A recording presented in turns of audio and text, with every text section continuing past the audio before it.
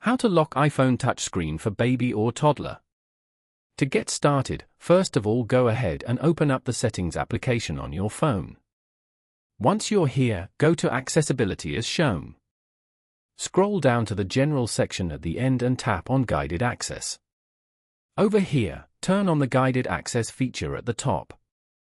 Now, go back and open up the YouTube application. You are now in the YouTube homepage. Over here, search for toddler videos.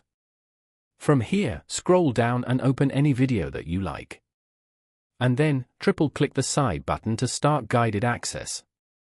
Circle areas on the screen you would like to disable and then tap on Start at the top right corner.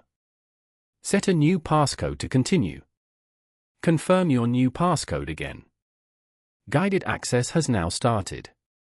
Triple-click the side button to exit. Following these steps, you can easily lock iPhone touchscreen for baby or toddler.